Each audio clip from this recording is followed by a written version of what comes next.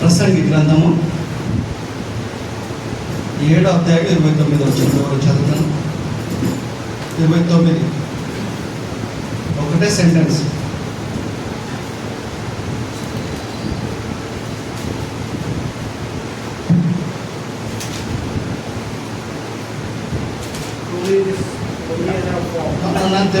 తెలుగు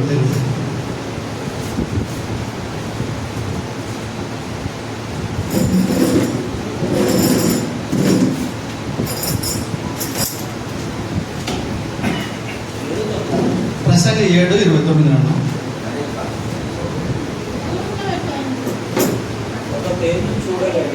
ఒక్కొక్క నిమిషం. 29 ఇది ఒకటి మాత్రం నేను కనుగొంటిని, ఏమనగా దేవుడు నరులను యథార్థవంతులుగా పుట్టించెను. ప్రార్థన చేసుకుంటాం. పరలోకమందున పరిశుద్ధుడ మా తండ్రి, యేసుక్రీస్తు నామన మీకు కోటాను మిలియన్ల కృతజ్ఞత స్తుతులు స్తోత్రములైన మమ్మల్ని ఇంకా సజీవ లెక్కలు ఉంచినందుకే మీకు కృతజ్ఞత స్తుతులైనా.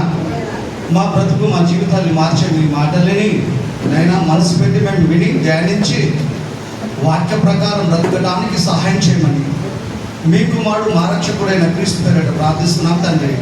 ఆమేన్. యేసుక్రీస్తు నామమున మన తండ్రి అయిన దేవుడికి కృతజ్ఞత స్తుతులు. యేసు నామమున మీ అందరికి వందనాలు. ఈరోజు 90% దేవుడు మంచివాడు కాదని క్రైస్తవులే ఉన్నారు. ఎలాగంటారా, మనుషులందరికీ జన్మ పాపం ఉంది అని ప్రకటించే వాళ్ళు, నమ్మేవారు 100% ఉన్నారు. మనిషి పుట్టుకతోనే పాపి అని, అంటే పుట్టుకతోనే మనిషి పాపం అని అనుకుంటున్న వ్యక్తులందరూ దేవుడు మంచివాడు కాదని ఇండైరెక్ట్గా ఒప్పుకుంటున్నారు. God is great, God is good. దేవుడు చాలా మంచివాడు. మనిషితోని మాట పడేవాడు కాదు దేవుడు. మనిషి దేవుడిని పాయింట్అవుట్ చేయలేడు. ఇప్పుడు ఎప్పుడు విశ్వం ఉన్నంత కాలం దేవుడు పరిశుద్ధుడు. ఎవరిని ఆయనతో పోల్చలేము, కంపేర్ చేయలేము. అంత పరిశుద్ధుడు దేవుడు. చిన్న మచ్చ దాగు లేనివాడు దేవుడు. అయితే అపవాది ఎలా ఖండన చేసింది అనేక మంది క్రైస్తవులు అంటే దేవుడు మంచివాడు కాదు, పాపముతోనే పుట్టించి మనుషుల్ని పాపం చేయకండి అంటాడు దేవుడు ఎక్కడైనా. అలాగైతే దేవుడు మంచివాడు ఎలా అవుతాడు? కాదు కదా. దేవుడు మంచివాడు. నరులను దేవుడు ఎలా సృష్టించాడో, ఎలా పుట్టించాడు? యథార్థవంతులుగా. యథార్థవంతుడు అంటే దాని అర్థమైంది మంచివాడు, తప్పు చేయని వాడు, ఏ నేరం చేయని వాడు. మనిషి జన్మలో పాపమే లేదు. దేవుడు పరిశుద్ధుడు, పుట్టిన పిల్లలు పరిశుద్ధులు. కానీ వీళ్ళు ఏమంటారంటే మనుషులు పాపం చేశారు, మనుషులు అందరినీ దేవుడు పుట్టుకతోనే వీళ్ళు పాపులుగా పుడుతున్నారు. అందుకే ప్రార్థన చేసినప్పుడు కూడా పెద్ద పెద్ద సేవకులు, ఎందులో పెద్దలు, ఆకారంలో, బట్టల్లో, వాళ్ళ స్టేజ్ పైన కనపడుతూ ఏమంటారంటే ప్రార్థన చేసినప్పుడు నేను పుట్టుక పాపిని, జన్మ పాపిని, కర్మ పాపిని అన్నాడు. ఎవరు చెప్పాడు వీడికి? బైబిల్ని పరిశోధించాలా. బైబిల్ పరిశోధిస్తే కానీ మనకు అర్థం కాదు కదా. జన్మ పాపం ఉందని చెప్పుతున్న వాళ్ళందరూ, నమ్ముతున్న వాళ్ళందరూ దేవుడు చెడ్డవారు అంటున్నాడు. దేవుడు చెడ్డవాడు అంటే మంచివాడు అండి. దేవుడు పరిశుద్ధుడు అండి. దేవుడు పవిత్రుడు అండి. మనుషులు ఎవరైనా ఎదుట నిలబడదగరు, అంత పరిశుద్ధుడైనా. ఈరోజు తండ్రి అబ్బాని మనం ప్రార్థన చేస్తున్నాం, దేవుడు చేయగలుగుతున్నాం అంటే అది దేవుని అనుగ్రహం తప్ప, యేసుక్రీస్తు రక్తంలో కడగబడిన కారణాన్ని తప్ప మనకు లేకపోతే అర్హత లేదు. మనకు అబ్బా నైనా తండ్రి ప్రార్థన చేసడానికి ఆ అర్హత మనకు లేదు. మనం అర్హులం కాము. ఆయన కనికరించి యేసుక్రీస్తు రక్తంలో, ఆయన ఒక కుమారుడైన యేసుప్రభు రక్తంలో మన పాపాలు కడగటం వల్ల మనకు క్షమాపణ కలిగితే గనుక తండ్రి మనం ప్రార్థన చేయగలిగే గొప్ప భాగ్యాన్ని ఆయన ఇచ్చాడు మనకి. అలాంటి దేవుణ్ణి కదా ఏమంటారు వీళ్ళు? దేవుడు మంచివారు కాదు. దేవుడు మంచివారు కాదని డైరెక్ట్ అనట్లేదు. మనుషులందరూ జన్మతోనే పాపులు అంటున్న వీళ్ళందరి గుంపంతా ఎవరు 90% దేవుడు చెడ్డవాడు. నిజంగా మనిషికి జన్మ పాపం ఉందా? పుట్టుకనే దేవుడు ఏమో పాపంలో చేస్తున్నా వీళ్ళని మనం బైబిల్ పరిశోధిస్తాం. మళ్ళీ చదువునండి, అదే ప్రసంగి 7:29.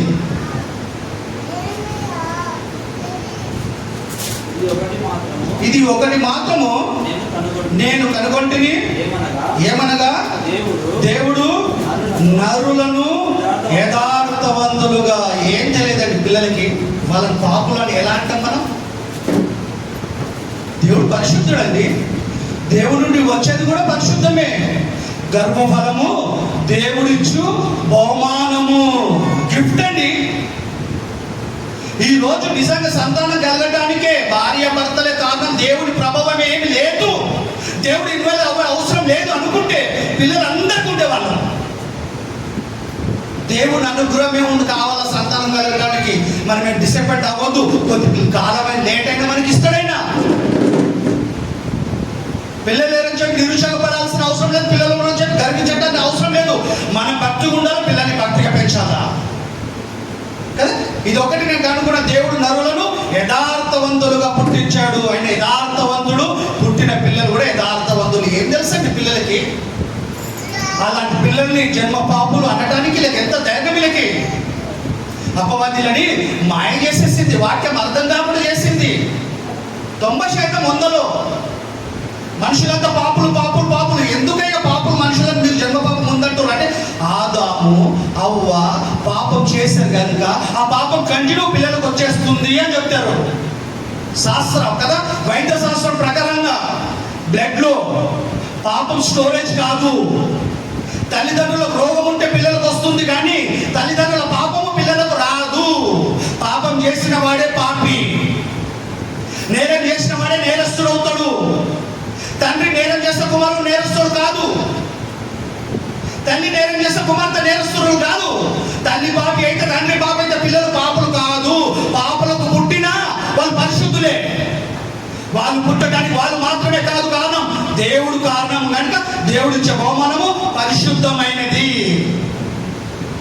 పిల్లలు అమ్మాయిలు కానీ అబ్బాయిలు కానీ యథార్థవంతులు. మా పుట్టుకతోని అందరు పరిశుద్ధులే. మేము తెలుసు సదాదుషాలు పుట్టినప్పుడు పరిశుద్ధుడు అంటే వాడు కసబుడు అంటే చంపేస్తాడు అందరినీ. వాడు పుట్టినప్పుడు పరిశుద్ధుడే. సదాదుషాన్ని అమ్మేమన్నా తెలుసా? ఒకప్పుడు స్టేట్మెంట్లో నా కొడుకు ఇలా ఎందుకు మారారో తెలియదు కానీ చిన్నగున్నప్పుడు చాలా మంచివాడు. ఏదో ప్రభావం పట్టేది, కత్తితో తీయాల వజ్రం పోయాలనే ప్రభావంతో మైండ్లో కూర్చొని అలా తయారైపోడు. కానీ పుట్టినప్పుడు పరిశుద్ధుడే. తల్లి ఏమంటుంది, నా కొడుకు పుట్టినప్పుడు కాదు చిన్నగున్నప్పుడు చాలా మంచివాడు. అందరి పిల్లలు చిన్నగున్నప్పుడు పుట్టినప్పుడు మంచి వాళ్ళండి, అందరు పరిశుద్ధులండి. నిష్కపటం వాళ్ళది. తిడితే తిట్టరు, మళ్ళా ఒక మాట అనరు మనని.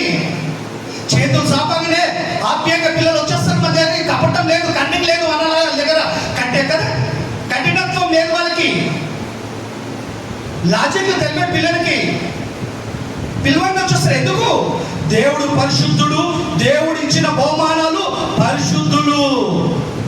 నరుల దేవుడు యథార్థవంతులుగా పుట్టించాడు కనుక ఆదాము అవ్వలు తప్పు చేశారు, కానీ ఆదాము అవ్వలకు పుట్టిన పిల్లలు పాపులు కాదు అని బైబిల్ చెప్తుంది. బైబిల్ చెప్తుందండి, చూస్తామని.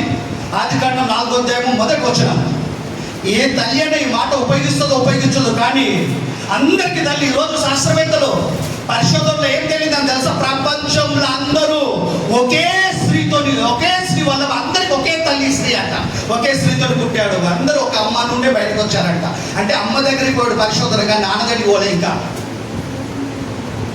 డిఎన్టీ చెక్ చేసి ఏం చేసిందంటే ప్రపంచంలో మనుషులంట ఒకే స్త్రీకైనా వచ్చిన వాళ్ళని తేలిందంట. అలాగే బైబిల్ ఎంత సత్యమండి. ఈ జ్ఞాన గ్రంథాన్ని కలిగిన మనము ధన్యులమండి. మనం శాస్త్రానికి తెలియని ఎన్నో విషయాన్ని బైబిల్ ముందుగా చెప్పింది. ఎవరైనా శాస్త్రం లేదని చెప్పుతున్నారు అంటే బైబిల్ కాపీ చేస్తే చెప్పుతురే తప్ప వాళ్ళు నేర్చుకునేది ఏం లేదు అక్కడ. బైబిల్ అని చెప్పలేదు అంతే. మ్యాక్సిమం శాస్త్రవేత్తలు చాలా మట్టుకు క్రైస్తవ కుటుంబాల్లో పుట్టి పెరిగిన వాళ్ళు, బైబిల్ చదివిన వాళ్ళే, కానీ బైబిల్ అనే విషయాన్ని బయట పెట్టలేదు వాళ్ళ పేరు కోసం. బైబిల్ అంత గొప్ప గ్రంథం అండి, మహా జ్ఞాన గ్రంథం ఇది. బైబిల్ చదివితే అనేక విషయాలు తెలిసిపోతే మనకి. పాఠశాలలో లేని పాఠం, కళాశాలలో లేని పాఠం, విశ్వవిద్యాలయంలో లేని పాఠం, ఏ విద్యా కేంద్రంలో లేని పాఠాలు బైబిల్లో దేవుడు రాయించాడు 66 పుస్తకాలుగా. గొప్ప గ్రంథం ఇది. జన్మ పాపం లేదు, మనుషులంతా యథార్థవంతులని బైబిల్ గ్రంథం మాత్రమే చెబుతుంది. పిల్లలు పరిశుద్ధులని బైబిల్ మాత్రమే చెబుతుంది. చూడండి, చదువునండి. నాకు వద్దాం ఆదికాండం 1వ వచనం. నువ్వు బైబిల్ చదవాలా? Very good. ఆదాము తన భార్య కూడినప్పుడు ఆమె గర్భవతి అయి కయ్యూనును యెహోవా దయ వలన నేను ఒక మనుషుని సంపాదించుకుంటుని. ఎవరి దయ? సంతానం కలగాలంటే దేవుడి దయ. ఈరోజు ఎవరైనా సహోదరు తల్లులు, దేవుడి దయ వల్ల నాకు బిడ్డ పుట్టింది, దేవుని దయ వల్ల నా కొడుకు పుట్టారంటే ఎవరన్నా అంటున్నామా? ఆ తల్లికి అర్థమైపోయింది. అందరికీ జీవం గల వారందరికీ అవ్వమ్మ ఎవరంటే తల్లి. ప్రపంచంలో మనుషులందరికీ తల్లి. అక్కడి నుండి వచ్చాము మనమంతా. బైబిల్ ఎప్పుడో చెప్పింది. శాస్త్రవేత్త రీసెంట్గా చెప్తున్నాడు. ఏమని తెలుసా? ప్రపంచంలో మనుషులంతా వెనక్కి వెళ్తే అవ్వమ్మ నుండి అందరికీ తల్లి ఒక్కయమనే. ఆది దంపతులు ఆదాము అవ్వ వాళ్ళ దాని ప్రపంచంలో మనుషులంతా వచ్చాము, ప్రకృతిలోకి వస్తున్నాము. మళ్ళీ చదువుతాను. అది వచ్చి 4వ మీకు క్లియర్ కనిపిస్తలేదు అక్కడ. ఆదాము తన భార్య అయిన అవ్వను కూడినప్పుడు ఆమె గర్భవతి అయి కయ్యూనును కని యెహోవా దయ వలన నేను ఒక మనిషిని సంపాదించుకున్నానని నేను. తర్వాత అతని తమ్ముడైన ఏబేలును కనెను. ఏబేలు గొర్రెల కాపరి, కయ్యూను భూమిని శ్వేతపరచువాడు. కొంతకాలమైన తర్వాత కయ్యూను పొలములలో కొంత యెహోవాకు అర్పణంగా తెచ్చాను. ఏబేలు కూడా తన మందలో తొలచూరున పుట్టిన వాటిలో కొవ్వైన వాటిని కొన్ని తెచ్చాను. యెహోవా ఏబేలును అతని అర్పణమును లక్ష్య పెట్టెను, కయ్యూను అతని అర్పణమును లక్ష్య పెట్టలేదు. ఇద్దరు పరిశుద్ధ దండిలో పుట్టినప్పుడు కయ్యూను మంచోడే, ఏబేలు మంచోడే. నిజంగా వీళ్ళు అనుకుంటూ వీళ్ళు పాపులైతే పాపుల అర్పణను దేవుడు స్వీకరిస్తాడా? నిజంగా తల్లిదండ్రుల పాపం పిల్లలకే వస్తే కయ్యూను ఏబేలు కూడా ఆదాము అవ్వ చేసిన పాపం రావాలా? రావాలా? కానీ రాలేదు. అక్కడ తల్లిదండ్రులకు రోగం ఉంటే పిల్లలకు వస్తుంది, కానీ తల్లిదండ్రుల పాపం అయితే ఆ పాపము పిల్లలకి రాదు. వైద్యశాస్త్రం చెప్తుంది. ఇప్పుడు బైబిల్ ముందే చెప్పింది. రక్తంలో కదా రోగాలు ఉంటాయి, కానీ రక్తంలో ఏమైనా బీపీ ఏమైనా తెలుసుకోవచ్చు సిమ్టమ్స్, కానీ మనం దానివల్ల కానీ బ్లడ్లో మాత్రము పాపం స్టోరేజ్ అవ్వదు. ఎవరు పాపం చేస్తే వాళ్ళు పాపలకు పుట్టినా వాళ్ళు పరిశుద్ధులే.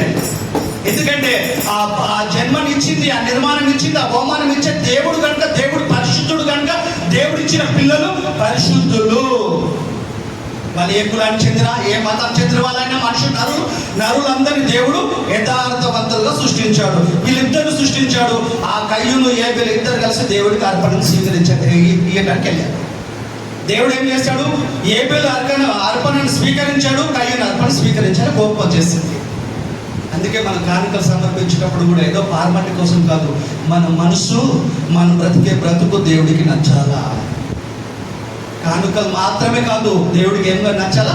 మనసు నచ్చాలా, మనది మన ప్రవర్తన నచ్చాలా. మనకి మనం ఎలా ఉన్నామో, మన ప్రవర్తన ఎలా ఉందో దేవుడికి తెలుసు, తర్వాత మనకు తెలుసు, అవతలకు తెలియకపోవచ్చు. కనుక కానుకలు ఇంపార్టెంట్ గా దేవుడికి ఇచ్చేది. మన ప్రవర్తన బాగలేకుండా కానుకలు ఇస్తే కానుకలు పంచాల్లో వాడబడతాయి, కానీ మనకు మాత్రం బ్లెస్సింగ్ ఉండదు. దేవుడు స్వీకరించేది ఏదంటే ఆయన ఇచ్చింది ఇస్తున్నామండి. ఆయన మన ఎక్స్ట్రా ఏమి ఇవ్వట్లేదు దేవుడికి. ఆయన ఇచ్చిన సంపాదకైన బ్రెయిన్ సరిగ్గా పని చేయకపోతే, బాడీ సరిగ్గా పని చేయకపోతే ఏం పని చేస్తామండి? బైక్ నడుపుతాం, బైక్ నడిపేటప్పుడు ఈ వేలు పని చేయలేదు వరకు ఎక్కడ క్లచ్ నొక్కుతాం, పాదం పని చేయలేదు ఎక్కడ బ్రేక్ నొక్కుతాం, ఎక్కడ గేర్లు వేస్తాం. ఈరోజు టోటల్గా మనం మనుషులంతా బతకడానికి పెట్టుబడి అంతా దేవుడే పెట్టాడండి. ఎన్ని చేపలండి, చేపల వ్యాపారం ఎన్నే అవుతుంది, ఎన్ని కాయకూరలు ప్రకృతిలో ఎన్నే పెట్టాడు. మనుషులు బ్రతకడానికి పెట్టుబడి ఆ దేవుడే పెట్టాడు. లేదా మనుషుల్ని పోషిస్తుంటే ఒక మాట చెప్పాలంటే మనుషులందరి పోషకుడు ఎవరంటే దేవుడే. దేవుడే అండి. అలాంటి దేవుడికి కృతజ్ఞత కలిగి ఉండాలి. అలాంటి దేవుడి గ్రంథం, జీవ గ్రంథాన్ని చాలా జాగ్రత్తగా పవిత్రంగా చదవాలో, మనం అనుసరించాలి, ఆచరించకూడదు. ఈ మధ్య మనం ఒక అమ్మాయిని చూసినా, నేను మా అమ్మాయి అని తెలుస్తుంది. ఏంటంటే బిడ్డని ఎత్తుకుంది, ముంగట పట్టిలా ఉంటుంది, ముంగట వేసుకుంది బిడ్డని. ఏం చేసింది తెలుసా? బైబిల్ తీసి యాక్టివ్ అసీడ్ తీయంటే బైబిల్ కింద ఉంది. ఏందమ్మా ఉందా? ఏమైతే మా అమ్మ అంటుంది. ఏమవుతుందా? నీ బిడ్డని అలా పెట్టి ముయ్యన్న తప్పు కదా. జీవ గ్రంథాన్ని, బైబిల్ని మనం గౌరవించాలా. డిక్కి తీసి సీట్ కింద పెట్టేసి డిక్కి మీద కూర్చోవటం ఏంది అంటే? బైబిల్ గ్రంథం, పరిశుద్ధ గ్రంథాన్ని, దేవుడి మాటని, ఒక మాట చెప్పాలంటే దేవుడి మనసుని నువ్వు అంతగా నిర్లక్ష్యం చేస్తావా? కనుక మనకి ఎవరైనా యాక్టివ్ వాళ్ళు ఉంటే బ్యాగులు కొనుక్కొని బ్యాగ్ మెడకేసుకుంటాం. అవసరమైతే కేజీల బరువే ఉండదు. బైబిల్ ప్రాక్టికల్ గా గౌరవిస్తాం మనము. సీట్ల కింద పెట్టి సీట్ మీద కూర్చోవటం ఏంటి? మనం సత్యం తెలియని వాళ్ళు చాలా మంది వాళ్ళ గ్రంథాలను ఎంత గౌరవిస్తారంటే కళ్ళకు అద్దుకుంటారండి. మనలో ఏం చేస్తారు తెలుసా? నోటు కింద పడితే కళ్ళకు అద్దుకుంటారు, బైబిల్ పడితే మాత్రం దులుపుకుంటారు, కళ్ళకు అద్దుకోరు. చూడు కరెన్సీకి ఎలా ఇస్తున్నారో విలువ.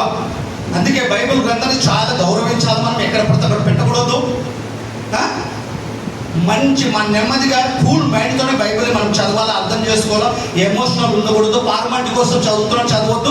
మనసు పూర్తిగా టైం కేటాయించి మన బైబిల్ చదివితేనే బైబిల్ మనకి అర్థమవుతుంది. బైబిల్ గ్రంథాన్ని గౌరవించాలి. సీట్ల కింద పెట్టకూడదు. ఒక పెద్ద మనిషికి నేను అదే చేసిన, సీట్ కింద పెట్టగానే ఒక బ్యాగ్ ఇచ్చిన, కొన్ని 2-3 రోజులు బ్యాగ్ కట్టుబడే తర్వాత మళ్ళీ ఇదాగిది.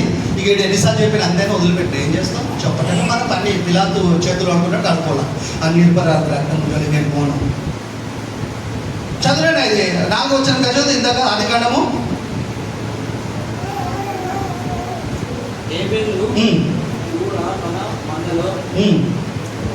ఏబేలు తన మందలో కూడా తొలచిన వాటిలో కొన్నింటిని, కొవ్వైన వాటిని కొన్నింటిని తెచ్చెను. యెహోవా ఏబేలును అతని అర్పణను లక్ష్య పెట్టాను. అంటే కానుకలను, అర్పణను లక్ష్య పెట్టాడు. ఏబేలును లక్ష్య పెట్టాడు. అతని కానుకలను, అర్పణను ఏం చేశాడు? మళ్ళీ చదువు అదే వచ్చిన ఒకసారి. ఏబేలు తొలుచునంటే మొదట పుట్టింది. ఏబేలు కూడా తన మందలో తొలుచున పుట్టిన వాటిలో కొన్ని కొవ్వైన వాటిని కొన్ని తెచ్చాను. యెహోవా ఏబేలును, ఫస్ట్ ఏబేలును, కానుక కాదు, అర్పణ కదా, ఏబేలును అతని అర్పణమును లక్ష్య పెట్టాను కదా. ఇప్పుడు నేను ఏమైనా వేయాలంటే మనం ఏమైనా ఫస్ట్ మనం లక్ష్య పెడతాడు, తర్వాత మనం వేసుకున్నది. ఇంతనా మన సోమత తగ్గట్టు మన మనస్తత్వం దేవుడికి ఎరక కదా. వేయాలి ఖచ్చితంగా. పరిచయం జరగాలంటే ఆయన మనకు జీవం ఇచ్చాడు, ఇంకా పోషిస్తున్నాం కనుక సువార్త పని ప్రత్యక్షంగా పరోక్షంగా చేసే బాధ్యత మన అందరి మీద మోపబడి ఉంది. ఈ పని చేస్తే పర్లోకి నిజంగా వయసులో మీద పడ్డ నేను పోలేను అంటే మీరు ఇంట్లో ప్రార్థన చేయడం వాళ్ళ కోసం. మీరు చేయగలిగిన సాయం చేయండి, ప్రోత్సహించండి సేవకుల్ని. అలా ఇంట్లో కూర్చొని ప్రార్థన చేయండి. తిరగటం, బయటకు పోయి ప్రయాణించడం, ఒక్కొక్క పట్టణానికి వెళ్ళటం వీలు కానప్పుడు ఇంట్లో ప్రార్థన చేస్తాం వాళ్ళ కొరకు. ఇవన్నీ చేస్తే మనం సేవలో పాల్పొందినట్టు మనం సేవ చేయాలా. పరిచర్య మనం ప్రత్యక్షంగా పరోక్షంగా డైరెక్ట్ ఇండైరెక్ట్గా చేస్తేనే మన జీతం వస్తుంది. ఏ జీతం తెలుసా? కరెన్సీ కాదు, నిత్య జీవితం వస్తుంది, పరలోకం వస్తుంది. నేను ఉంటే ప్రభుని నమ్ముతా, రొట్టె ద్రాక్షరసం తీసుకుంటా, కానుకలు ఇస్తే వెళ్ళిపోతా, పాటలు పాట వర్షం చేస్తే వెళ్ళిపోతా, వాక్యం చెప్తే వెళ్ళిపోతా అంటే కుదరదు. ఆయనకి ఇష్టంగా ఉండాలి, ఆయన పని చేయాలి. మన బాధ్యత అది. సువార్త ప్రకటించే బాధ్యత క్రైస్తవులకి మనకే ఇచ్చాడు తప్ప దేవదూతలకు ఆ బాధ్యత ఇవ్వలేదు దేవుడు. పని చేస్తేనే జీవితం, భూమి మీద పని చేస్తేనే పరలోకం. బైబిల్ ప్రకారంగా చదువునండి, కంటిన్యూ. అతని అర్పణం, ఏబేలును అతని అర్పణం దేవుడు లక్ష్యం ఉంచాను. కంటిన్యూ. కాబట్టి మళ్ళీ మర్చిపోయాము వెంటనే. కయ్యునికి అక్క నాకు నువ్వు తీయకు, నేను చదువు వేరే పేరు చెప్పేదాకా పేజీ మార్పకు. కయ్యునికి మిక్కిలి కోపం వచ్చేది. భూమి మీద ఎవ్వరు లేదండి మనుషులు. తల్లిదండ్రులు, 2 పిల్లలేండి. అపవాది ఎంత మాయగాడంటే, ఎంత మోసగాడంటే, ప్రపంచంలో ఎవరూ లేదు, నలుగురున్నారు విశ్వం మొత్తంలో. ఏం చేసింది? మెల్లగా మైండ్ డైవర్ట్ చేసింది. తమ్ముడికి కోపం అన్నకు కోపం రప్పించింది, తమ్ముడిని చంపేటట్టు చేసింది. భూమి మీద మొట్టమొదటి హత్య ఎక్కడ జరిగిందంటే అన్న తమ్ముడిని చంపేశాడు. First murder. చూడండి అపవాది ఎంత డేంజర్.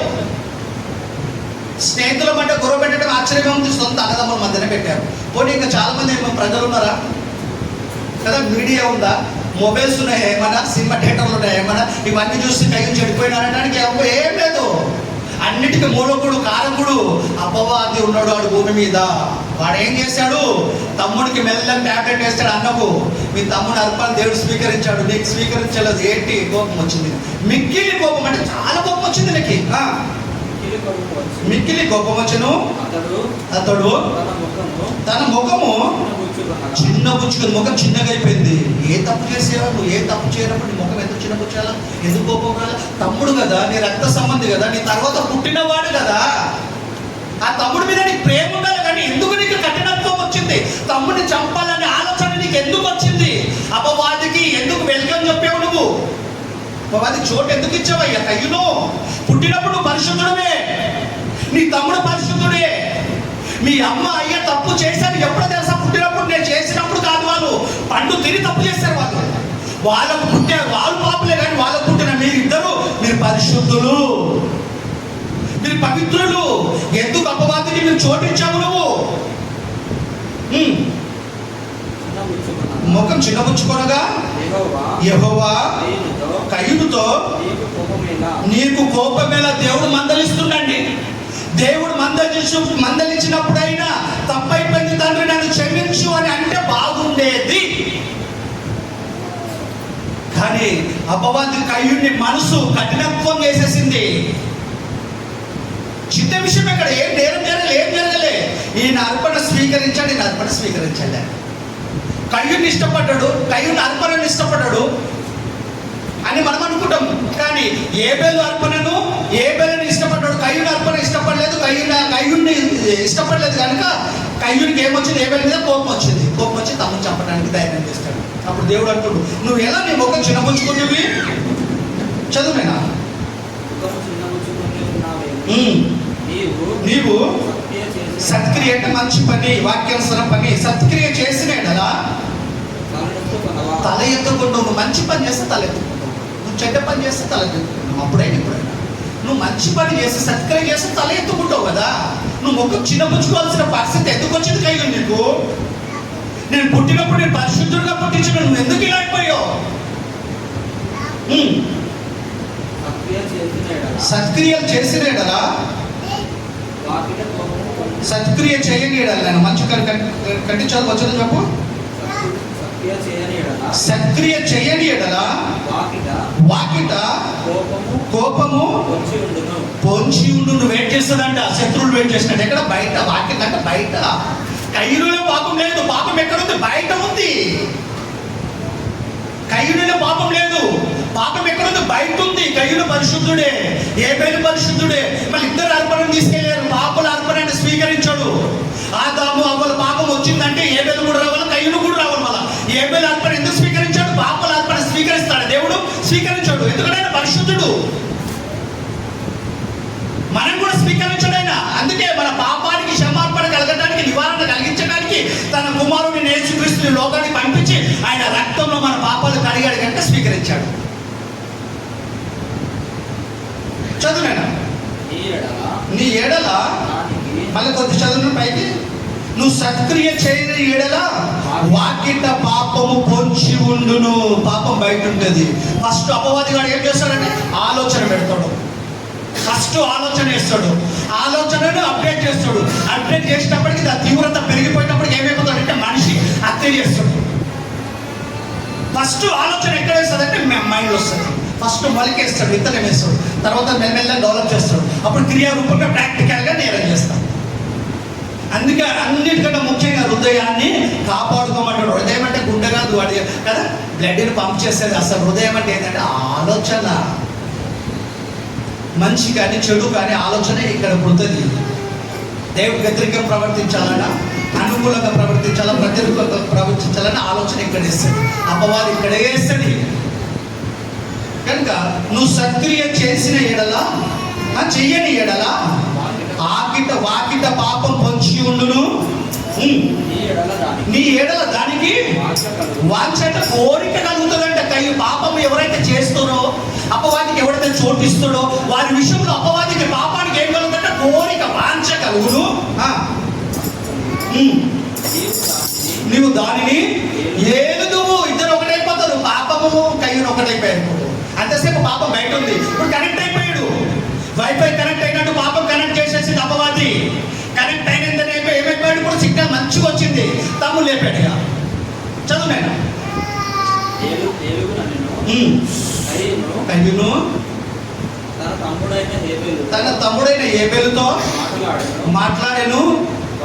వారు పొలములో ఉన్నప్పుడు కయ్యూను తన తమ్ముడైన హేబెలును మీద పడి అతను ఎంత దారుణం అండి, ఎంత అరిశుద్ధుడైనా. అన్నయ్య నా చెప్పకు నేను ఏం చేశాను? దేవుడు నా అర్పణ స్వీకరిస్తే తప్పు నాదా? అన్నయ్యని స్వీకరించదా? నీ గురించి నేను ఏమని చెప్పానా? అమ్మ లేదు, నాన్న లేడు, వాళ్ళు దూరంగా ఎక్కడున్నారు, పొలంలో వీళ్ళిద్దరు. అన్న కదా, అన్న నమ్మాడు. భూమి మీద ఇంకా మనుషులు ఎవరు లేదు. అన్న కఠినంగా కసాయితనంగా మనిషి తమ్ముడి మీద పడి చంపేశాడండి. అందుకే ఆయన రక్తం మొరపెట్టింది.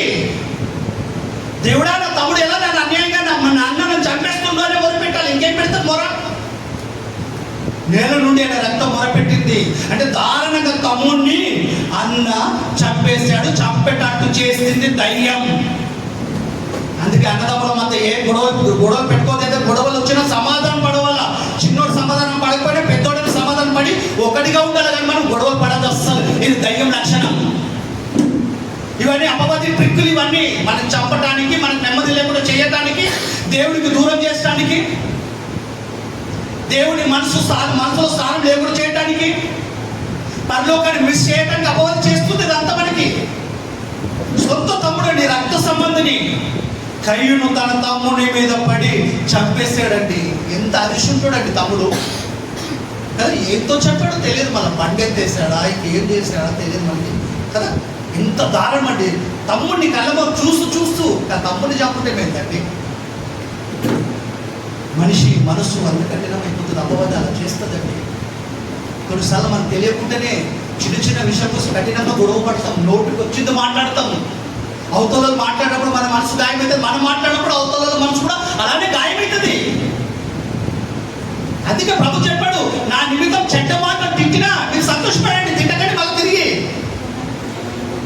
మాట అంటే పడమండి మనం. సేవకుడు ఏదైనా మాట్లాడితే చర్చి మానేసిన సందర్భాలు ఉన్నాయి. కొంతమంది విశ్వాసులు ఎందుకు చెప్పాడైనా మీ మంచి కోసమే చెప్పాడు కదా. వ్యక్తిగతంగా మనం కుట్ర మీ మీద సేవకుడికి ఉండదే. వాక్యం ద్వారా దేవుడు మనతో మాట్లాడిన అనుకోవాలి తప్ప మనం మనసును కఠినంగా చేసుకోవద్దు. చదువులేండి, కంటిన్యూ. కయ్యూను తన తమ్ముడిపై మీద పడి చంపాను. యెహోవా నీ తమ్ముడైన హేబెలు. దేవుడు ఎంత ఫాలో చేస్తుంది చూడండి. దేవుడి దృష్టి ఉంది. 2 సార్లు మందలిచ్చాడు. నువ్వు సత్క్రియ చేస్తే తలెత్తుకుంటావు కదా. నువ్వు సత్క్రియ చేయని ఏడల వాకిట పాపం ఉంటుంది. నీ ఎడల దానికి వాంఛ కలుగుతుంది. నువ్వు దాన్ని ఏలుతో ఇద్దరు ఒకటైపోతారు. దాన్ని నువ్వు ఏలట ప్రారంభించినావు అనుకో, నువ్వు పాపాత్ముడిగా మారిపోతావు. దేవుని కుమారుడు దయ్యం కుమారుడుగా మారిపోతావు. మారిపోయి తమ్ముడు చెప్పావు. ఇప్పుడు 2వ మందలిస్తుండు. చదువునేనా. యెహోవా నీ తమ్ముడైన హేబెలు తెలియదా దేవుడికి? తెలుసండి. మాట తను తప్పు ఒప్పుకుంటాడు. ఆ రోజు అవ్వమ్మ కూడా తప్పు ఒప్పుకుంటే అయిపోతుంది. మన అయ్యా కదా, మన అందరికీ అయ్యా డాడీ ఆ తప్పు ఒప్పుకుంటే బాగుంటుండే. ఏ దాదా ఏం చేసావంటే ఏమన్నాడు తెలుసా ఆయన? నువ్వు నాకు తోడు ఉండటానికి ఇచ్చావు కదా అంటే దాని అర్థమైంది, నువ్వు ఇవ్వకపోతే ఆయన లేకపోతుండే నేను పండు తినకపోతుండే. అంటే తప్పు ఎవరి మీద నెట్టాడు? దేవుడి మీద నెట్టాడు. ఆయన ఆదమ్ను అవ్వడుగుతే ఏం చెప్పి తెలుసా? సర్పం వచ్చి నన్ను మోసం చేసింది. సర్పం వచ్చి నన్ను మోసం కలిసి మేము సర్పం మీద నెట్టింది, కానీ ఈయననే డైరెక్ట్ దేవుడి మీద నెట్టాడు. నువ్వే చేయవద్దా నాకు అన్నాడు. ఒప్పుకోలేము. వాళ్ళు ఒప్పుకునే పరిస్థితి ఏముంటుందో మనం తెలియదు, మనం ఊహించలేము. ఈ కష్టము, ఈ భూమి దున్నటము, ఈ ముళ్ళ పొదలు, పొద్దున్న నుండి రాత్రి దాకా కష్టపడటము, అలసిపోవటము, తింటానికి టైం లేకుండా ఆన్లైన్లో బుక్ చేసుకోవటము, మూడు పిల్లలు పని చేస్తూ పిల్లలు సరే చూడక ఎన్ని అవస్థలు వచ్చినాయండి లోకంలో. అవ్వాదం చేసిన తప్పుడు బట్టి తిరిగి దేవుడి కుమారుడు లోకంలోకి రావాల్సి వచ్చింది. ఇప్పుడు కూడా దేవుడి పిల్లలు తప్పు చేస్తూ దేవుడితో ఒప్పుకోవట్లేదండి కదా. ఆ రోజు ఆదాము ఒప్పుకోలే, అవ్వ ఒప్పుకోలే, చివరికి కయ్యూనుడు ఒప్పుకోలేదు. తమ్ముడైన ఏబేలు ఎక్కడా అనగా ఏమంటాడు చూడు జవాబుతో, తమ్ముని చంపానని బాధ లేదు, భయం లేదు, కఠినత్వంగా ప్రచాతపం కూడా లేదు, కఠినత్వంగా ఏమంటున్నా చూడండి, చదువునా. అతడు నేను ఎరుగను అంటే నాకు తెలియదు, తెలియకుండా చంపేస్తావా అంటే అబద్ధం పడుతుంది ఇక్కడ. ఒకటి అత్తకుడు, రెండోది అబద్ధికుడు, ప్రేమ లేనివాడు, నిష్కపట కదా, కఠినుడు, కసాయి వాడు. ఒక మాట చెప్పాలంటే ఇలాంటి అన్న ఎవరికి ఉండకూడదు.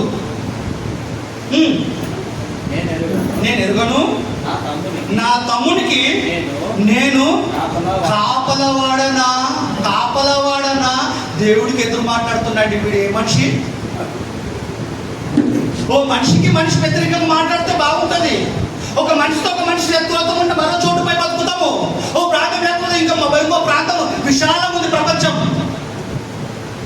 సాక్షాత్తు దేవుడితోనే పెట్టుకుంటుండంటే ఇప్పుడు దేవుడికి ఎదురు మాట్లాడుతుంటే అపవాది మొత్తం అప్డేట్ చేసేసుకుంది వీడిని. మొదటి కొడుకునే ఆది దంపతులకు ఇచ్చిన తోల్చూరి సంతానాన్ని అంతకుడిగా మార్చింది. పుట్టినప్పుడు పరిశుద్ధుడు కయ్యూను. అంతకుడు ఎప్పుడయ్యాడు? నేరస్తుడు ఎప్పుడయ్యాడు?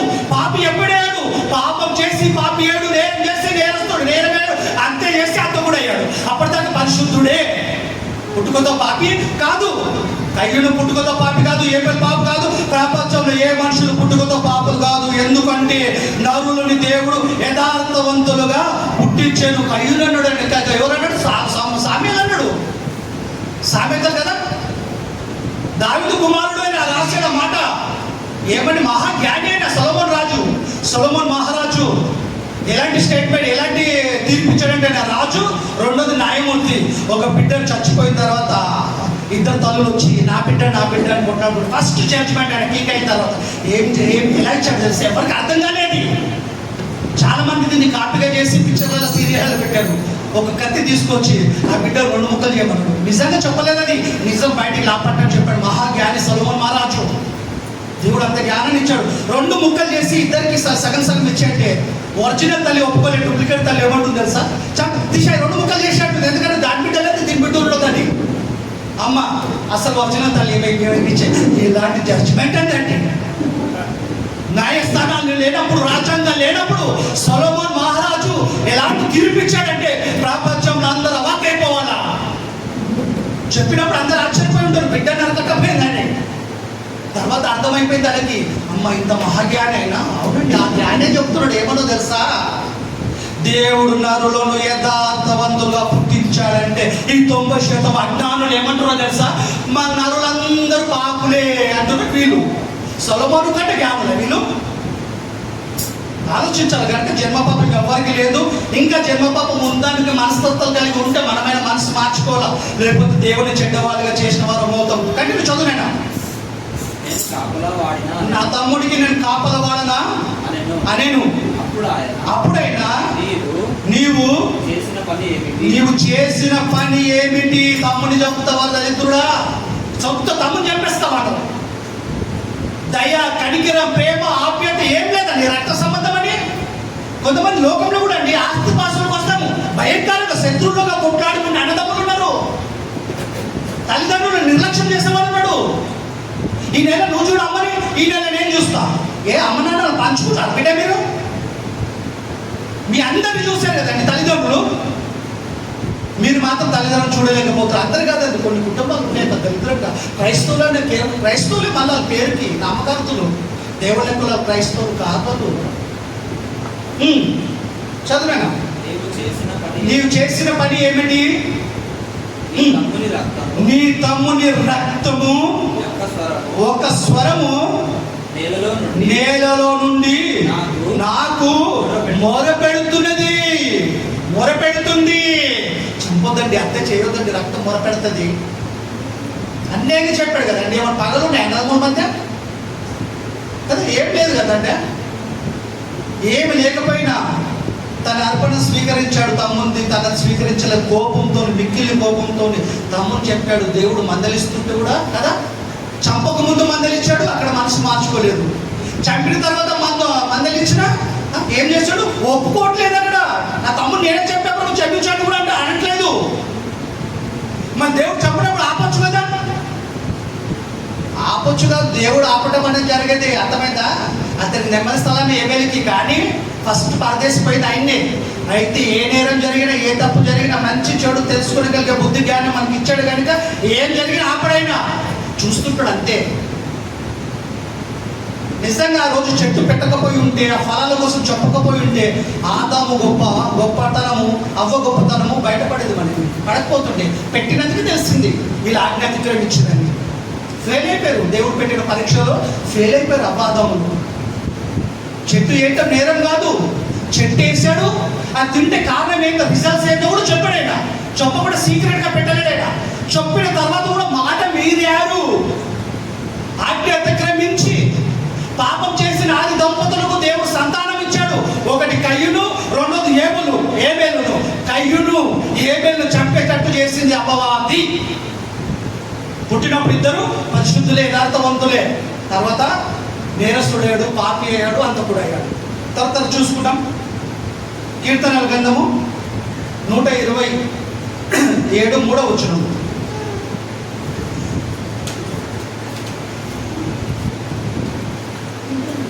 కీర్తనలు 127 3.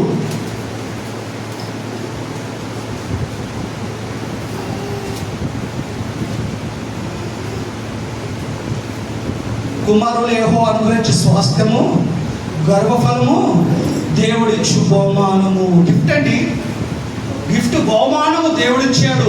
దేవుడు మంచి ఇస్తాడా, చెడు ఇస్తాడండి? దేవుడు మంచి, దేవుడు మంచివాడు. God is great, God is good. దేవుడు మంచివాడు, మంచి ఇస్తాడు. దేవుడు చెడు రాదు. ఆయన పరిశుద్ధుడు. పుట్టిన పిల్లలందరూ పరిశుద్ధులే. ఎవరికైతే పిల్లల్ని ఇస్తుందో వాళ్ళు ఉండొచ్చు పాపులు, వాళ్ళు అబద్ధాలు ఆడి ఉంచవచ్చు, వాళ్ళు మోసం చేసి ఉంటారు, వాళ్ళు దేవుడు ఆజ్ఞ అతిక్రమించి ఉండొచ్చు.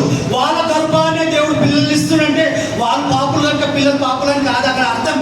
పిల్లలు పరిశుద్ధులే. ఆదాము తప్పు చేశారు, వాళ్ళ పాపం వీళ్ళకు కంటిన్యూ కాలేదు. ఎందుకంటే ఎవరు నేరం చేస్తే వాళ్ళదే, ఎవరు పాపం చేస్తే వాళ్ళే పాపులు. అవ్వాదం పాపులు కనుక కయ్యూను పాపి, ఏబేలు పాపి అనకూడదు, ఎందుకంటే వాళ్ళు యథార్థవంతులు. ఒకవేళ నిజంగా పాపులైతే సొలొమోను మహారాజు దేవుడు నరులను యథార్థవంతులుగా పుట్టించాడన్న మాట అబద్ధమవుతుంది. దేవుడు పిల్ల కదా, గర్భఫలము దేవుడిచ్చు బహుమానము. దొరికిందా అయినా దొరకలేదా? చదువు 3వ వచనం. కుమారులు అనుగ్రహించు స్వాస్థ్యం అంటే ఏం తెలుసా? ఆస్తి. ఒకవేళ ఆస్తిపాస్తులు తల్లిదండ్రులు పిల్లలు సంపాదించలేకపోయినా, పెట్టకపోయినా, పిల్లలే కొడుకులే ఆస్తుల్లా ఉండి తల్లిదండ్రులను కాపాడాలా, వాళ్ళ సంరక్షణ చూడాలా. పెళ్లి చేసుకొని నా పిల్లలు అని చెప్పేసి జెండా అయితే కూడా బయటికి పేరెంట్స్ చూసుకునే బాధ్యత ప్రతి కొడుకుది ఉంది. అందుకే వాళ్ళని ఏమన్నాడు? ఆస్తి అన్నాడు. ఆడపిల్లలు అల్లే. ఎందుకంటే ఆడపిల్ల ఆ ఇంటికి పోవాల్సిన పిల్ల. ఈ పిల్లగాడు ఇక్కడ ఉండటోడు. పేరెంట్స్ వదిలిపెట్టి ఇళ్ళ దగ్గర పోకండి. పోయేటోళ్ళు ఎవరైనా ఉంటే తల్లిదండ్రులు మంచి చూసుకోండి. మీరు ఎంత భక్తి పరులైనా సరే తల్లిదండ్రులు చూసుకోకపోతే దేవుడు మనని మెచ్చుకోడు. మన అర్పణను స్వీకరించాడు, మనల్ని స్వీకరించాడు కదా. దేవుడు ఆజ్ఞలను గైకొనటం అంటే తల్లిదండ్రులను కూడా బాగా చూసుకోవటం కదా. చిన్న వయసు నుండి వాళ్ళు పెంచి పెద్ద చేశారు కనుక వాళ్ళకి సమయానికి అన్నం పెట్టాలి. మెడిసిన్ వాడే పరిస్థితులు ఉంటే మెడిసిన్ ఇవ్వాలి. వాళ్ళు చాలా బాగా మీరు చూసుకుంటేనే దేవుడు మనని ఎక్కువ కాలం భూమి మీద పెడతాడు. ఏనే మంచి డ్రై ఫ్రూట్స్ తింటున్నా, జిమ్ పోతున్నా, బాగా ఆరోగ్యం ఉంటాం అనుకుంటే పొరపాటు. అది దేవుడి ఆశీర్వాదంతోనే ఎక్కువ కాలం ఉంటాం, ఆరోగ్యంగా ఉంటాం. చదువునైనా గర్భఫలము ఆయన ఇచ్చు బహుమానము. దేవుడే ఇవ్వాల తప్ప బహుమానము లేకపోతే సంతానం కలగదు. దేవుడికి మొరపెట్టాలా, ఆయన ఇచ్చే టైంలో ఆయన ఇస్తారు. అప్పటిదాకా వెయిట్ చేయాలా. పిల్లలు లేని వాళ్ళు పరలోకం ఇయ్యని ఎక్కడ అల్లే దేవుడు. పిల్లలు లేని వాళ్ళకి ఒక బాధ్యత లేదు. ఏదో తెలుసా, పిల్లల్ని భక్తిగా పెంచాలంటే బాధ్యత లేదు ప్రస్తుతానికి అయితే. కానీ పిల్లలు ఇచ్చిన వాళ్ళకి బాధ్యత ఉంది. మీ పిల్లల్ని మీరు భక్తిగా పెంచాలా, రెస్పాన్సిబిలిటీ ఇచ్చాడు మీకు. మీరు పెంచకపోతే దేవుని దృష్టిలో నేరస్తులే. పిల్లల్ని భక్తిగా పెంచకపోతే సదానుసంగా తయారవుతారు, కసక్లా తయారైపోతాడు, బిల్లాడన్నా తయారైపోతారు. అందుకే బాల్యంలోనే భక్తిగా పెంచితే మన నీ సృష్టికర్తను నీ బాల్యం నీ స్మరించుకోనాడు, స్మరణ తెచ్చుకోనాడు. చిన్న ఒప్పుడు సంగ పిల్లల్ని భక్తిగా పెంచితే వాళ్ళు యవనస్తులైన తర్వాత, ముసలు అయిన తర్వాత కూడా తొలగిపోకుండా దేవుడి కొరకు బ్రతుకుతారండి. మీకు మంచి పేరు తెస్తారు, దేవుడికి మంచి పేరు తెస్తారు, సమాజానికి ఉపయోగపడతారు. పిల్లలు చిన్నప్పుడే భక్తిగా పెంచకపోతే ఈ బహుమానాలు పాడైపోతాయి. అపవాది పాడు చేస్తారు. ఆ రోజు కయ్యూని పాడు చేసినాడు. కయ్యూని అంతకుముందు చేసేసింది. ఎక్కడ కాకుండా ఇప్పుడు కయ్యూని మొదటి కొడుకు ఆది దంపతులకి తమ్ముడిని చంపేశాడండి. చిన్నవాడు అంటే ఎంత ప్రేమగా ఎంత ముద్దుకుంటాడు. మా తమ్ముడు నేను చాలా సంవత్సరాలు ఎత్తుకున్నానండి. మా అమ్మకంటే ఎక్కువ నేనే ఎత్తుకున్నాను మా తమ్ముడిని. బాధ అనిపిస్తుంది. ఆయనకి ఏమైనా అయిందంటే, ఏదైనా హెల్త్ బాగలేదన్నా, అది మా తమ్ముడు కదని వదులుతా. కానీ వీడికి ఇంత తమ్ముడు మీద ప్రేమ లేదు కయ్యూని కంటే. అంత కఠినంగా అయిపోతుంది. దయ్యం అట్లా చేస్తుందండి. మనసు కఠినం అవుతుంది అనిపిస్తుంటే మనం దేవుని దగ్గర మోకరించి మనము తప్పులొప్పులు సరిచి కావాలండి. లేకపోతే ఆ మనసు ఇంకా గట్టిగా అయిపోతే దేవుడికి కాకుండా పోతుంది. దేవుడు చాలామంది అంటే పిల్లలు మాట వినకపోతే వాడు వినడం ఇక చేయి జారిపోయాడు. దేవుడు చేయి జారిపోతుంది. అప్పుడు దేవుడు ఏం చేస్తాడు, అపవాదికి హ్యాండ్ చేసేస్తాడు. అప్పుడు మన పరిస్థితి భయంకరంగా ఉంటుంది. గర్భఫలము ఆయన ఇచ్చు బహుమానము. తర్వాత చూసుకుంటాం యోహాను సువార్త 9వ అధ్యాయం మొదటి వచనం. యోహాను సువార్త 9వ అధ్యాయం మొదటి వచనం. ఇక్కడ కూడా వీళ్ళంతా ఎవరు మేధావులు, శాస్త్రులు, పరిశీలు, ధర్మశాస్త్రాన్ని బాగా ఎరిగిన వాళ్ళు. మళ్ళీ వీళ్ళు యేసుక్రీస్తుని ప్రశ్న అడుగుతున్నారు. ఆయన శిష్యులు అక్కడే ఉండే.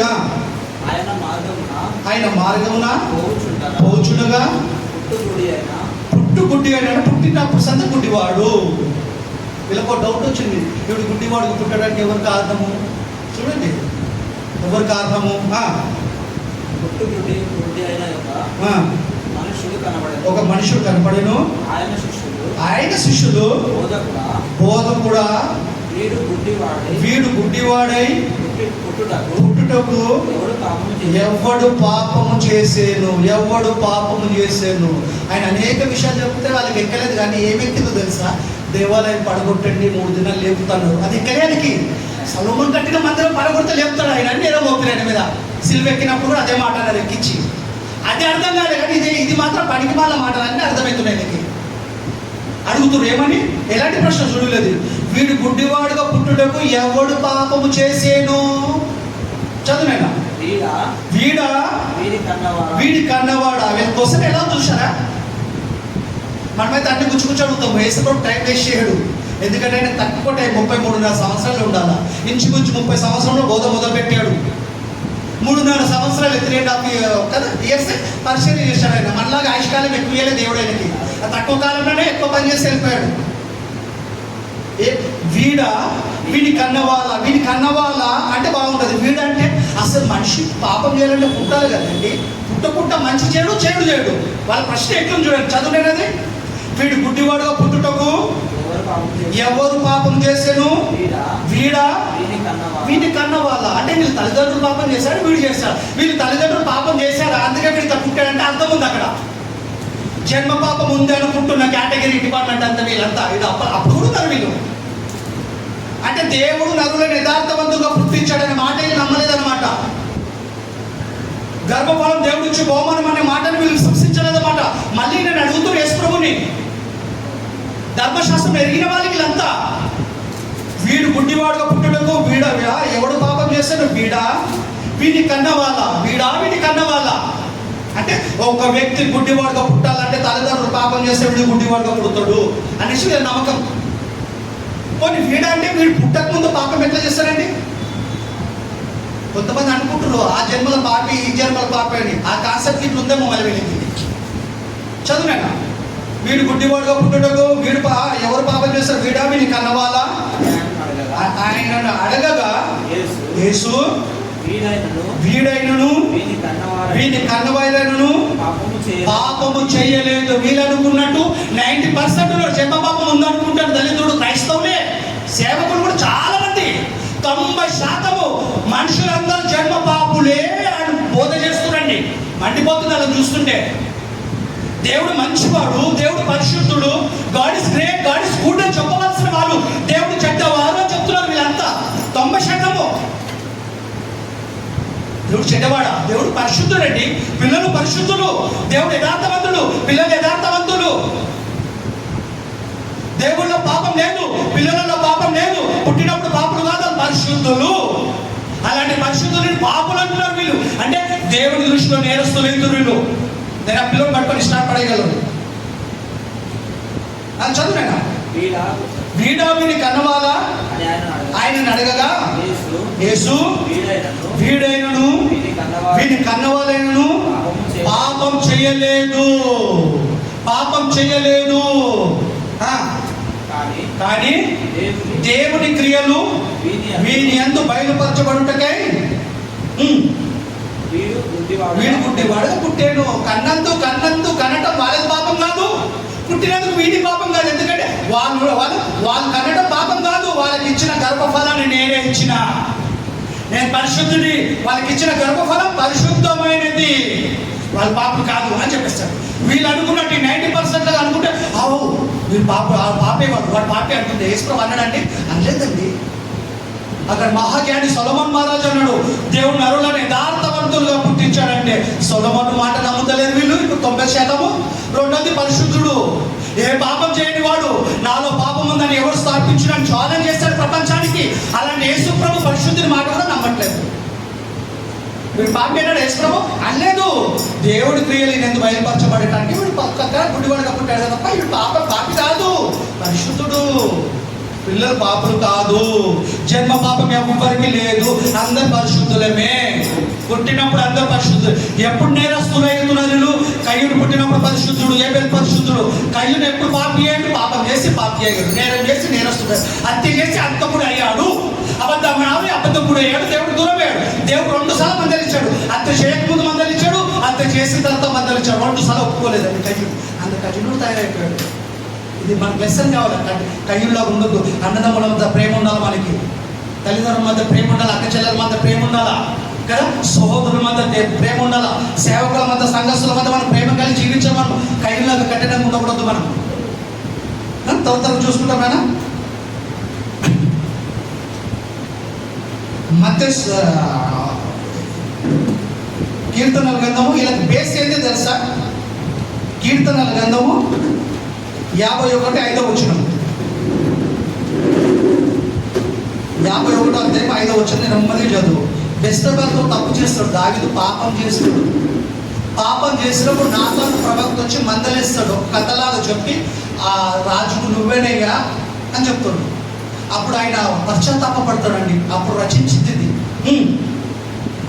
కీర్తనలు 51:5 వచనం. నేను పాపములోనూ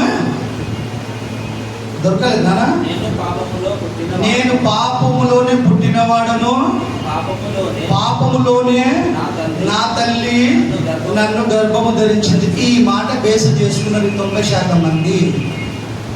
యేసు ప్రభు చెప్పిన మాటలు అర్థం కాలే, సొలొమోను మహారాజు రాసిన వాక్యం అర్థం కాలేదు, మిగతా వచనాలు ఎప్పుడు అర్థం కాలేదు. దావీదు ఏమన్నాడంటే నిజంగా నేను పాపిని అని దావీదు తప్పేది. దావీదు యేసుక్రీస్తు కంటే గొప్పవాడు కాదుగా. దావీదు అనే ఇంటెన్షన్, దావీదు చెప్తున్న సందర్భం వేరు అక్కడ కదా. నేను పాపంలోనే పుట్టాను, పాపంలోనే తల్లి గర్భం ధరించింది అన్నదే తప్ప నేను పాపంతో పుట్టాను, పాపంతోనే నా తల్లి నన్ను కన్నది అనలే. పాపంలోనే పుట్టాను. ఆదాము అవ్వలు పాపం చేశారు. ఆదాము అవ్వలో ఏముంది? పాపం చేసేవారు కనుక వాళ్ళలో పాపం ఉంది. పాపం వాళ్ళలో ఉంది. పాపం వాళ్ళలో ఉంటే వాళ్ళకే కొడుకులు పుట్టారు ఇద్దరు, ఒకటి కయ్యూను ఒకటి ఏబులు. పాపంలోనే పుట్టారు కనుక పాపం కాదు, పరిశుద్ధులు. దావీదు ఇంటెన్షన్ అదే. దావీదు అమ్మ నాన్న ఏ పాపం చేయబడతారు, ఏ తప్పన ఏ చిన్న అబద్ధమని ఆడి ఉంటారు. ఉంటే వాళ్ళలో పాపం ఉండొచ్చు, వాళ్ళలో నేరం ఉండొచ్చు ఉంటే, కానీ దావీదులో మాత్రము కదా, దావీదు పుట్టుకలో ఏ పాపము లేదు. నేను పాపంలోనే పుట్టాను, నా తల్లి పాపంలో నేను గర్భం ధరించింది అని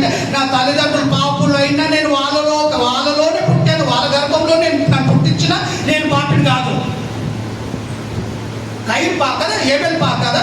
ఆదాము పాపం చేశాడు, అవ్వ పాపం చేశాడు. వాళ్ళలో ఏముంది? పాపం ఉంది.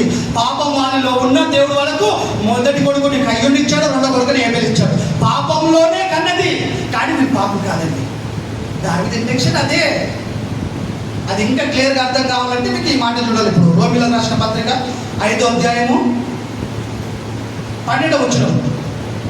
పాత నిబంధనలు కొన్ని మర్మాలు ఉన్న విషయంలో కొత్త నిబంధన క్లియర్ అయిపోయింది అనమాట. ఎక్కడ ఇంకా మనకు డౌట్ అనేది ఉండేది, కంప్లీట్ అయిపోయింది అక్కడ. రోమీయులకు రాసిన పత్రిక 5వ అధ్యాయము. దావీదు ఇక్కడ ఏమంటాడు? నేను పాపంలో పుట్టాను, పాపంలో నా తల్లి గర్భం ధరించింది అని చెప్పాడు. దాన్ని గుర్తుపెట్టుకొని ఇక్కడ చదువుతాం. రోమీయులకు రాసిన పత్రిక 5వ అధ్యాయం 12వ వచనం. ఒక మనుషుని ద్వారా, అంటే ఆదాము ద్వారా, ఒక మనుషుని ద్వారా పాపము ద్వారా మరణము లోకంలో ఎలాగూ ప్రవేశించను, అలాగునే మనుషులందరూ పాపము చేసినందున మరణము అందరికి సంప్రాప్తమైనది. కొద్ది పైకి చదువు, అది వచ్చే మళ్ళీ ఒకసారి. ఒక మనుషుని ద్వారా పాపము ద్వారా మరణమును లోకంలో ప్రవేశం. లోకంలోకి ఏం జరిగింది? ఫస్ట్ పాప ప్రవేశం కలిగింది. లోకం అంటే మనకు తెలుసు, దేశం అంటే తెలుసు కదా. ఏంది? దేశం అంటే మట్టి కాదు, మనుషుల్లోకి ఏం ప్రవేశించి? ఫస్ట్ కయ్యూలోకి పాపం ప్రవేశించింది. మనుషులు అందరిలో కదా ఏదో తప్పు నేరం చేసి పాపలైపోతున్నారు. తల్లిదండ్రులు మంచోలా? తల్లిదండ్రులు ఏ అబద్ధం ఆడుకుంటుంటారా, ఏ తప్పు చేయకుంటారా, ఏ నేరం చేయకుంటారు, దేవుని దృష్టిలో ఏ పాపం చేయకుంటుంటారా, ఖచ్చితంగా ఏదో ఒకటి చేసే ఉంటారు. ధర్మశాస్త్రాన్ని కంప్లీట్గా నెరవేర్చిన వాడు ఎవరైనా ఉన్నారంటే యేసు ప్రభు ఒక్కనేనండి. ధర్మశాస్త్రంలో ఉన్న ధర్మశాస్త్రాలు ఉన్న ప్రవక్తలు భక్తులు అందరూ నేరం చేసిన వాళ్ళే, ఏదో ఒక తప్పు చేసిన వాళ్ళే, అతిక్రమించిన వాళ్ళే. కంప్లీట్గా ధర్మశాస్త్రం పూజ తప్పకుండా నెరవేర్చిన వాడు ఎవరంటే యేసు ప్రభు ఒక్కనే. ఆయన నెరవేర్చి దాన్ని రద్దు చేశాడు. ఇక కొత్త నిబంధన ప్రవేశపెట్టాడు, అమల్లోకి ఉంది, ఇప్పుడు నోటేషన్ పెట్టాడు. కనుక ఆయన చెప్తుంది ఏంటంటే ఆదాములో అవ్వలో పాపం ఉంది, కానీ కయ్యూను పాపి కాదు, ఏబేలు పాపి కాదు. దావీదు తల్లిదండ్రుల్లో పాపం ఉన్న, పాపములో లోకంలోనే తల్లిదండ్రులు ఉన్నారు, పాపములోనే పుట్టాడు, కానీ దానికి మాత్రం పాప కాదు. లోకంలో పాపం ఎలా ప్రవేశించదు? పాపం ద్వారా అలాగే మరణం ప్రవేశించింది.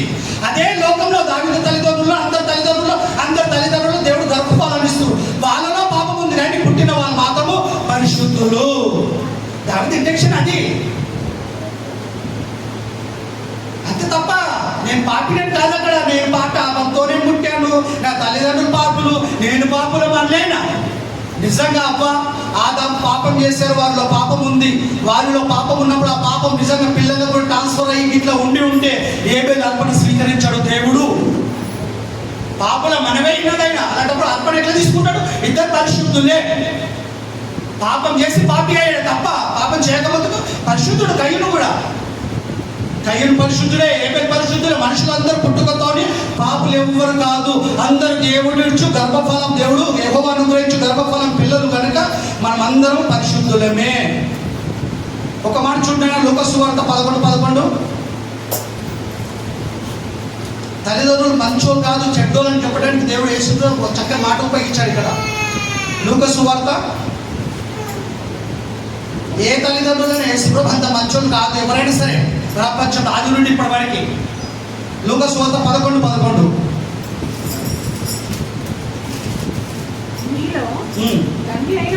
మీలో తండ్రి అయిన వాడు తన కుమారుడు చేపనడిగితే చేపకు ప్రతిగా పాములు ఇస్తారు. నిజంగా ఎవరైనా అడుగుతిస్తారండి? ఎవరు ఇవ్వరు. గుడ్డు నడిగితే తేలునిచ్చునా? కాబట్టి మీరు చెడ్డవారై ఉండి ఏ తండ్రి అయినా ఏ తల్లి అయినా మంచోళ్ళు అనుకుంటున్నాము. యేసుప్రభు సీక్రెట్ చెప్పాడు, ఏ తల్లిదండ్రులైనా మంచోళ్ళు కాదు, చెడ్డోలే. ఏ అబద్ధం ఆడే ఉంటారు, ఏ విషయం రహస్యంగా పెట్టే ఉంటారు, ఏదో మాట్లాడి ఉంటారు. మీరు చెడ్డవారై ఉండి మీ పిల్లలకు మంచి వాళ్ళనివ్వ ఎరిగి ఉండగా ఇవ్వులంటే బహుమానాలు. మీరు చెడ్డవారే, పిల్లలకు మంచి ఇవ్వాలనుకుంటున్నారు. మరి దేవుడు పరిశుద్ధుడు అండి. బహుమానాలు మంచి ఇస్తాడా చెడు ఇస్తాడా? మంచి. అంటే దేవుడు పరిశుద్ధుడు కదా. దేవుడు పరిశుద్ధులు అందించే గర్భఫలం పిల్లలందరూ పుట్టుకతో ఏ మనిషి జన్మ పాపి కాదు, పరిశుద్ధులు. అందుకే చివరి మాట ఒక మాట అంటే మత్తయి సువార్త 18 మొదటి వచనం, పిల్లల్ని ఆటంకపరచకండి అంటాడు యేసు ప్రభు. ఎందుకంటే పరలోక రాజ్యము ఇలాంటి వారిదే. అది పాపలైతే అంటాడు యేసు ప్రభు మాట. వీళ్ళకే తెలిసి 90% వాళ్ళకి జన్మ పాపం ఉంది అని ఒప్పుకున్నోళ్ళకి కదా. యేసు ప్రభు అంటే మనిషి అంతరంగం తెలిసేనికి చదువునా. ఆ కాలమున శిష్యులు యేసునొద్దకు వచ్చి పరలోక రాజ్యంలో ఎవడు గొప్పవాడని అడగగా ఆయన ఒక చిన్న బిడ్డను తన యుద్ధకు పిలిచి వారి మధ్య నిలబెట్టి ఇట్లా నేను మీరు మార్పు నొంది అంటే వేషాలు వేసుకోవడం కాదు, మనసు మార్చుకోవటమే. మీరు మార్పు నొంది బిడ్డల వంటి వారైతేనే గాని పరలోక రాజ్యంలో ప్రవేశింపరని మీతో నిశ్చయంగా చెప్తున్నాను. మామూలుగా కాదు, నిశ్చయంగా చెప్తున్నాను. మొండలు ఇశ్రాయేలు ప్రజలు ఇతరాలు నమ్మరు. రక్షించడానికి వచ్చినాయని చెప్పారు. దేవుడు కుమారుడు రాని అని చెప్పుకుంటేనే నువ్వు మరియ కుమారుడు అంటున్నాడు. ఏం చెప్తావు? అలాంటి మనుషులతో నిశ్చయంగా చెప్తున్నా అంటున్నాడు. నిశ్చయంగా చెప్తున్నా, పిల్లలను ఆటంకపరచకండి. ఈ పిల్లల లాంటి స్వభావం కలిగి మీరు ఇట్లా మారితేనే పరలోకంలో ప్రవేశం ఉంది, లేకపోతే లేదు. దుష్టత్వ విషయం పిల్లలుగా ఉండాలా, బుద్ధి విషయమే పిల్లలుగా ఉండాలి, మోసపోతాము. పెద్దలుగా ఉండాలా. చెడు విషయంలో పిల్లలుగా ఉండాలి, పిల్లలు చేయరు. అట్లా ఉండాలి మీరు. మంచి విషయంలో పిల్లలుగా ఉండాలి, పెద్దలుగా ఉండాలి. పిల్లలు ఉంటే మోసపోతాం కదా. చివరి మాట చూడైనా యేసు ప్రభు ఇంకా ఈ జన్మ పాపం ఉంది అనుకున్నట్లకి ఒక మంచి కౌంటరేషన్ అయినా కదా. మత్తయి సువార్త 5వ అధ్యాయము. అలాంటి వాళ్ళకు నిద్రలో కూడా గుర్తు రావాలి ఈ మాట. 5వ అధ్యాయం 28వ వచనం. నెమ్మది చదువునైనా మత్తయి సువార్త 5వ అధ్యాయము 8వ వచనం, 28వ వచనం. నేను మీతో చెప్పినది ఏమనగా, ఒక స్త్రీని మోహము చూపుతో చూచు ప్రతి వాడు అప్పుడే తన హృదయమందు ఆమెతో వ్యభిచారం చేసిన, గమనించాలి మీరు అక్కడ, వ్యభిచారం చేసిన వాడు అగునరా, వ్యభిచారం చేసిన వాళ్ళు అగునరా. ఒక్కడే సింగల్ అమ్మాయిని కౌంట్ చేయలేదు అక్కడ, దేవుడు కోట్ చేయలేదు. మోహముతో చూపుతో ఎవరు చూస్తే వాళ్ళే వ్యభిచారం చేసినట్టు. అమ్మాయి తెలియదండి, అమ్మాయికి ఇంత చూస్తున్న విషయం తెలియదు, మోహం చూపని తెలియదు. అమ్మాయిని ఎందుకు కలుపుతాడు దేవుడు? కలపడు. ఒకవేళ అమ్మాయి కూడా పురుషుని అబ్బాయిని మోహం చూపుతో చూసింది అనుకో, అబ్బాయికి ఏం తెలియదు. అమ్మాయిని చూసి మోహం చూపుతో అమ్మాయి వ్యభిచారం చేసింది, అమ్మాయి పాపి అవుతుంది తప్ప అబ్బాయి పాపి కాడు. ఇది ఎంత నిజమో, పాపం చేసిన వాడే పాపి అవుతాడే తప్ప పాపులకు పుట్టిన మాత్రం పిల్లలు పాపులు కాదు. రోగాలు ట్రాన్స్ఫర్ అయితే పిల్లలకి తల్లిదండ్రులు ఉన్న రోగాలు అంటే పిల్లలకు వస్తాయి. వైద్య శాస్త్రం ప్రకారంగా పాపం రాదు, బ్లడ్ లో రక్తంలో పాపం స్టోరేజ్ కాదని చెప్తుంది స్టోర్ కదా వైద్య శాస్త్రం. ఎవరు పాపము వారికే. నిజంగా ఒక మనిషి పిల్లోడు పాపం చేయాలంటే ఒక వయసు రావాలా. ఒక వయసు వచ్చిన తర్వాతనే మంచి చెడు ఎరిగి వచ్చిన తర్వాతనే మనిషి చెడు చేయాలా, మంచి చేయాలా చేస్తారు తప్ప అప్పటి వరకు చెట్టకూడదు కదా. బాల్యంలో ఉన్న వారికి శిక్ష విధించరు. ఏం చేస్తారు తెలుసా? బాల్యాలకు సంబంధించిన జైలు సపరేట్ ఉంటుంది. నేరస్తులకు శిక్ష విధించరు. వాళ్ళకు ఒక సపరేట్ ఉంటుంది, ఒక తరగతిలాగా ఏటానికి కౌన్సిలింగ్ ఏటానికి. ఎందుకంటే పిల్లలంటే అది చిన్నపిల్లలు బాల్యంలో తెలియకుండా ఏదో జరిగిపోతుంది, ఏదో తీసుకుపోయి కొట్టేస్తాము.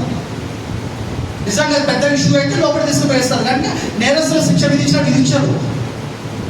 అందుకే ఇక్కడ మళ్ళీ చదువు అదనమాట. నేను మీతో చెప్పినది ఏమనగా, ఒక స్త్రీని మోహము చూపుతో చూచు ప్రతి వాడు అప్పుడే వెంటనే స్పాట్లా అప్పుడే తన హృదయమందు ఆమెతో వ్యభిచారము చేసిన వాడవును అంటే వ్యభిచారం చేయాలంటే ఇద్దరు ఉండాలి కదా. నేను ఒక్కటే చెప్తున్నట్టే ఆ స్త్రీకి సంబంధం లేదు. ఆ స్త్రీ యథార్థవంతురాలే, కానీ ఆ స్త్రీ విషయంలో నువ్వు నీ దృష్టిలో నీ హృదయంలో పాపం చేసిన వాడు వ్యభిచారం చేయ, నువ్వు వ్యభిచారం, నువ్వు పాపాన్ని పాపివి. ఎందుకంటే నువ్వు మోహంతో చూపుతో చూసావు కనుక నువ్వే పాపివి కనుక అప్పుడే ఆ స్త్రీతో తన హృదయంలో వ్యభిచారం చేసిన వాడవుదుడు అని చెప్పాడు తప్ప చేసిన వాడవుదుడు అని ఆ స్త్రీని కోడి చేయలేదు యేసు ప్రభు. పాపం చేసిన వాడే పాపి, పాపం చేసిన స్త్రీ పాపి అవుతుంది తప్ప సంబంధం లేని వాళ్ళు కాదు.